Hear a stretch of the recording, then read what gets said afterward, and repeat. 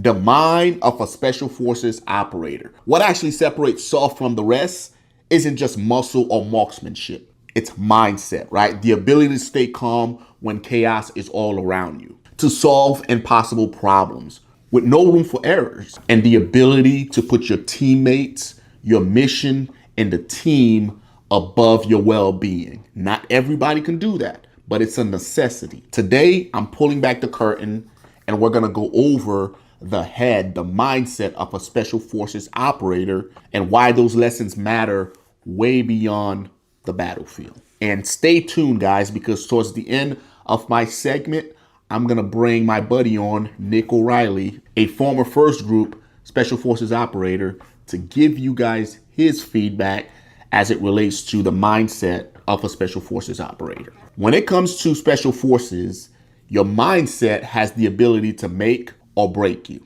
right? When people think of special forces, they think about fitness, endless runs, endless ruck marches, brutal workouts. And yeah, I get it, right? We got to be in shape, but there's more to us than just that. Here's the raw truth that a lot of guys don't want to hear, right? Plenty of guys show up physically ready, right? But at the end of the day, they still fail. Why?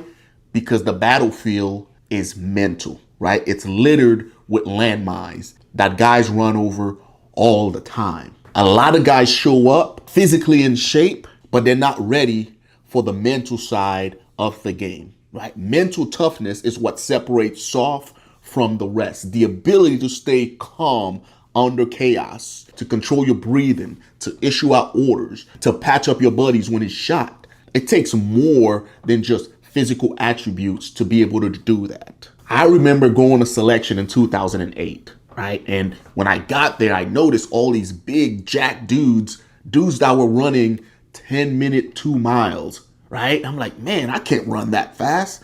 I'm a 14-minute, 14:30 type of guy on a good day, right? And I'm looking at all these guys and I'm like, ugh, you know what? I'm gonna give it all I got and we'll go from there. Those guys were in way better shape than I was. And I tell you what, guys, by the end of week 1, half of those dudes gone. Week 2, even more started falling off. Week 3, majority of them were gone. And the guys that were left behind, they weren't physical specimens. They just had the right mindset. They knew, hey, it's me against me. I'm not going against that dude. He can be in shape, right? But at the end of the day, is he mentally tough? Does he have what it takes as far as tenacity and grit? And most of those guys didn't. They did a lot of leaf work, but they didn't do any root work. Jay, what do you mean by that? They went to the gym and did all the physical things needed to look good on the outside, right? But as far as mental work, they didn't do any.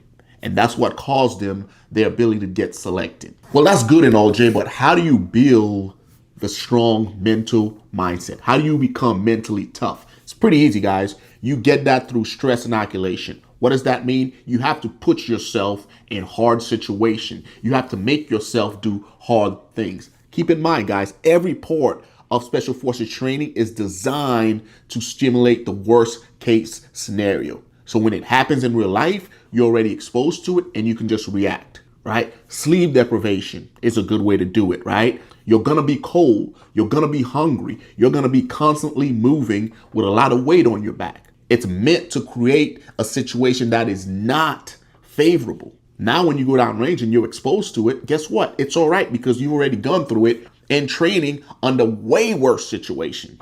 In training, guys, they'll pile on stress on top of stress until your body wants to give out, and your body is going to give out. But what you have control of is your mind. All right, guys, I remember going to SUT. I went to small unit tactics in February. It was cold. It was very cold.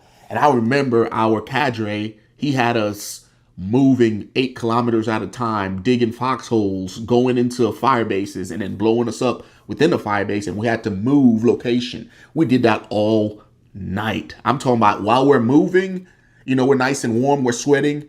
And then as soon as we stopped, it was freezing because now you're sweating and all that sweat is freezing. And I remember going, Jesus Christ, just make it in. We did that all night. Right? It sucked. But guess what? My body wanted to quit, but my mind, I just didn't have any quit in me, right? I didn't want to quit. I didn't want to embarrass myself.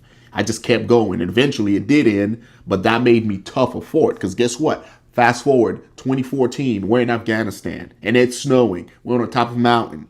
It sucked, but I've already been exposed to that type of training before. So my body just reacted. It did what my mind wanted it to do. Now I get it. Not everybody watching this is going to be in the military. Not everybody watching this is going to go through Special Forces assessment and selection, right? Not everybody watching this is going to go through the Q course, right? So here's what you can take from this as a civilian. Keep in mind, resiliency. You can learn to build resiliency because at the end of the day, life is going to push you to the edge. You might lose your job, right? Relationship might be broken. Your health might be going down. But if you train your mind to push one step further when everything feels impossible, you're building resiliency, right? If you tell yourself one more step, I'm going to get through this, your mind's going to listen to what you're telling it to do, right? If you're in the gym, you're fat, you're out of shape, one push-up at a time. Eventually, you're going to do 10, 20, 30, 40, 50, right? Resiliency is built by you telling yourself and making yourself do things that you don't want to do. Right? It's the same thing we do in the military, guys. We go through it and we become stronger for it. It's no different than what you may be witnessing or may be experiencing in life. Another thing that helps frame a operator's mindset is teamwork, right? We understand no operator succeeds alone, right? Missions are won when everyone does their job.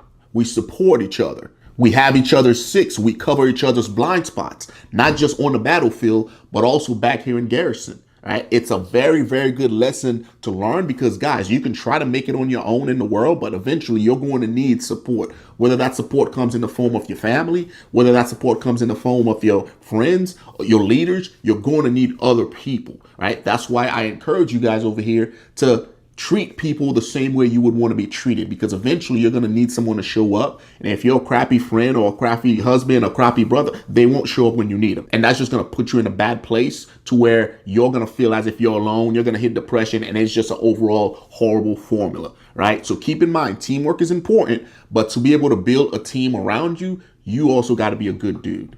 Another thing you guys can get from this as far as the mindset of a Special Forces operator, based on what I've learned, is, guys, on deployment, failure is not an option. When plans fall apart, you don't complain, you adapt, right? Civilians can learn the same lesson. When life hits, and it's going to hit, don't freeze, take action, even if it's a small one. Eventually, that small action is going to become a bigger action, and it's going to snowball. And before you know it, you're going to be adapting and overcoming whatever it is that you're going through, right? But you got to be in the right state of mind to be able to do this. You got to understand nothing you're going through right now is permanent. It's temporary, and eventually you're going to come out of it. So as we bring this one home, guys, I want you guys to understand this major takeaway, right?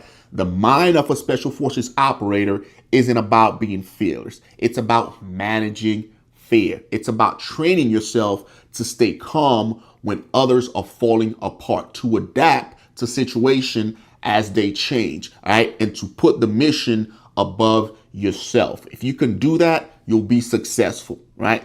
That's what makes Special Forces operators different. And the best part is you don't have to be a Green Beret to understand this mindset, right? Resiliency, adaptability, humility. Those aren't military skills. They're life skills that anyone could train. Hell, I'm training my son on those right now, and he's 7. All right. So if he's able to get them, you should be able to also. Now I'm gonna bring on my buddy Nick O'Reilly from First Group, and he's gonna give you guys his 2 cents as far as building a strong mindset, having a mindset of a Special Forces operator, and he's going to elaborate on what's worked for him. Nick, please take it over. Thanks, Jay. I appreciate you having me on. I'm Nick O'Kelly. You can find me on YouTube at the Nick O'Kelly. And today I'm going to talk to you guys about special operations and the mindset that makes special operations forces so effective and efficient. And the first thing I want to talk about is training, because throughout special operations, doesn't matter what branch, we are exposed to situations and scenarios where everything is designed to go wrong, right? And the intent behind that is learning about yourself through those situations, through those stressful situations, learning how you're going to react. Are you going to freak out, or are you going to remain calm under that pressure, right? So in the 160th, we have a saying, death waits in the dark. Okay. And it's a badass saying. It's meant to be, intimidation to the enemy. And it is, right? But at the same time, the night doesn't care who you are, right? The night doesn't care how badass your resume is or how good you think you are, right? It's still a very dangerous job to be operating these multi-million-dollar helicopters at night and in these situations, right? So the reality of doing a dangerous job is that it forces you to master one thing above everything else, and that's composure in chaos, okay? And that's not something that is like genetic. That's something that's trained. And it's trained just how I explained, by putting and exposing ourselves to the worst conditions. That's why you see special operations selections making dudes carry logs in the mud, and we shoot until our hands are raw. We do things for hours on end that suck and just are not fun. We're putting ourselves in these uncomfortable situations because the reality is there's missions that go to the 11th hour and beyond, right? And in those missions, we have to be calm and prepared to execute, even if we're exhausted, even if we're beat down. It doesn't matter. The mission still has to happen, and you still have to get the job done. So that's where that training comes into place. And the overall term for it is called stress inoculation. It's essentially exposing yourself to stress so that when stress comes up in a, fight or flight moment, a survive or die moment, you know how to react to that stress, remain calm despite all the chaos that is actually ensuing. Okay. And a good example of how we can use this and make it practical to real life is going to the gym, right? When you go to the gym, if you're working out hard, there's times where it sucks. There's times where you don't even want to walk to the gym. You don't even want to get in your car and drive 5 minutes down the road to the gym or whatever. But almost every single time without fault, after you do it, after you're done with your workout, you feel good and you're happy that you did that workout, right? So it's the same concept, right? You're putting yourself through something tough, even though you don't want to, for the benefit on the back end. And that's how special operations trains so effectively, because you're constantly putting yourself in these high stress situations in training, so that in reality, when it's real, you've already seen it, or you've already been exposed to some version of it, right? All right. The next two traits, which are extremely important for these special operations units in general and for everybody to possess, are adaptability and humility. Now, that might seem pretty obvious, but egos can get people in a lot of danger, right? Especially if you have leaders who have an ego and aren't willing to take others' feedback. So a trait that I like to call it, it's kind of a hybrid, it's called humble confidence, okay? And it's the balance between capability and curiosity, because if you don't have curiosity and you're not willing to learn from others and grow as a person and an individual, then you're going to stay with your blinders on, and you're going to move one direction, right?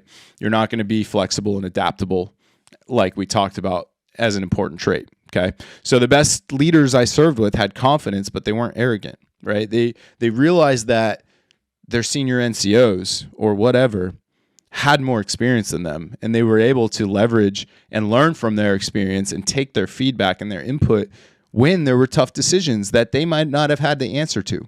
And that goes back to humility, right? You can't do that and not be a humble person, right?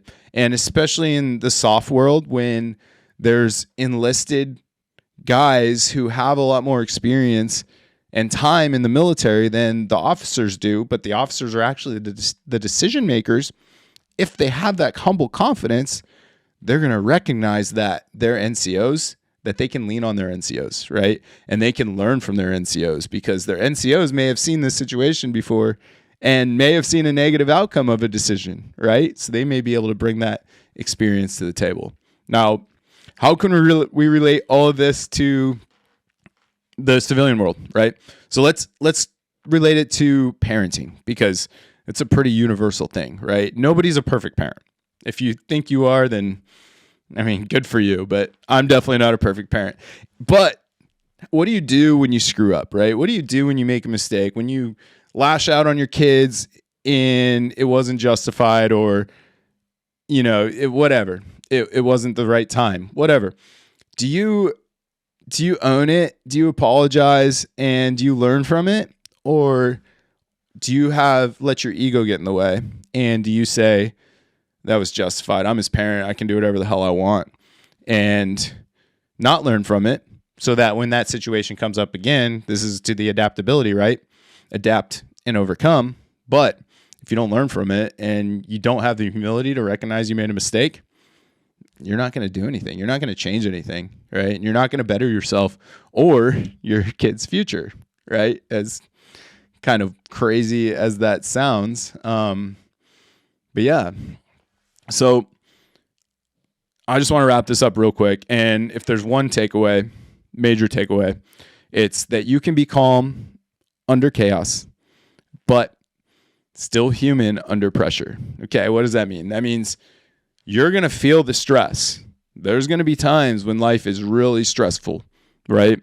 But if you've done the work, the prior work, exposed yourself to these uncomfortable situations, then your body's a lot more resilient and a lot more willing, and your mind, and a lot more willing and able to overcome the stress that life is going to throw at you, whatever it might be. Okay. And then the second key takeaway is you can still be strong and take a break when you need it, right?